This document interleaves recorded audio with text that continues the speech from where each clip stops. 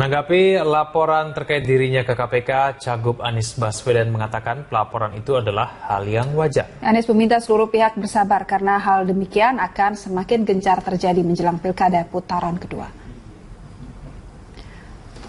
Anies memprediksi akan semakin banyak isu yang mencuat jelang Pilgub tanggal 19 April mendatang, terutama yang terkait dirinya dan Sandiaga Uno.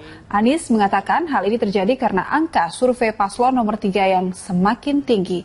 Anies menyatakan akan terus fokus dalam bekerja dibandingkan mengurusi hal-hal demikian. Sebelumnya, nama Anies Baswedan sebagai mantan Mendikbud dilaporkan ke KPK atas dugaan korupsi proyek Frankfurt Book Fair senilai 146 miliar rupiah.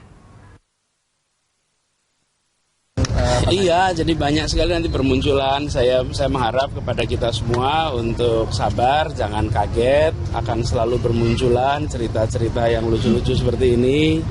Dan biarlah mereka yang menuduh, yang memberikan bukti-buktinya. Karena tanggung jawab membuktikan itu ada pada yang menuduh, bukan ada pada yang dituduh.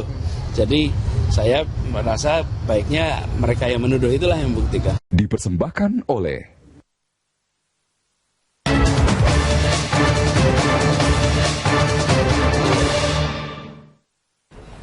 Anies Baswedan, calon gubernur nomor urut 3, mengaku tidak akan tinggal diam menanggapi kedatangan Ketua KPU DKI Jakarta, Sumarno, dalam rapat internal tim ses Ahok Jarot, Kamis 9 Maret kemarin. Anies akan mengumpulkan informasi terkait pertemuan apakah dalam batas kepatutan atau tidak. Anies berharap KPU DKI mampu menjaga asas keadilan di antara dua tim pasangan calon yang berlaga di putaran 2 Pilkada DKI.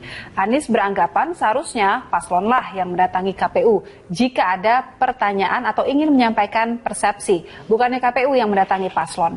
Mengingat paslon sebagai kontestan Pilkada dan KPU selaku pihak penyelenggara. Namun Anies tetap tidak ingin gegabah menuduh, tetapi tidak mau menganggap jika pertemuan itu bukan masalah.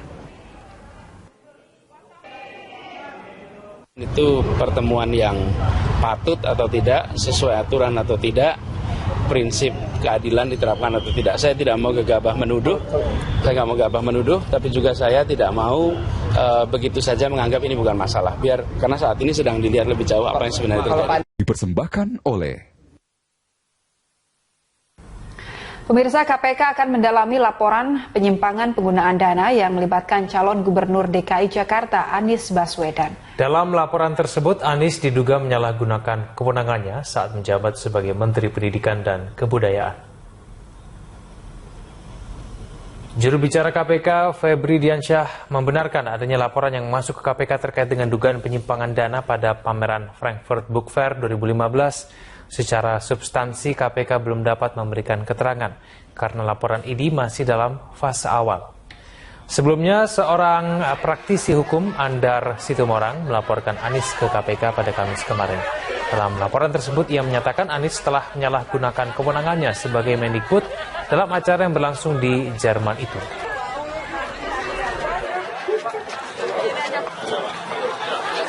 Ya, kami mendapat informasi memang ada pelaporan tersebut dan tentu saja seperti semua pelaporan yang ada itu akan kita telaah. Jadi semua laporan yang masuk kita perlakukan sama, kita telaah. Kemudian kita lihat apakah ada indikasi tindak pidana korupsi atau tidak. Karena memang dari begitu banyak laporan yang diterima oleh KPK itu tidak semua merupakan tindak pidana korupsi misalnya.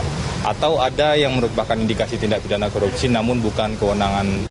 Anda menyaksikan News Update pukul 17 waktu Indonesia Barat. Calon Wakil Gubernur DKI Jakarta Sandiaga Uno tidak memenuhi panggilan kepolisian sektor Tanah Abang, Jakarta Pusat hari ini. Pemanggilan Sandi untuk dimintai keterangan sebagai saksi kasus pencemaran nama baik di salah satu komunitas olahraga.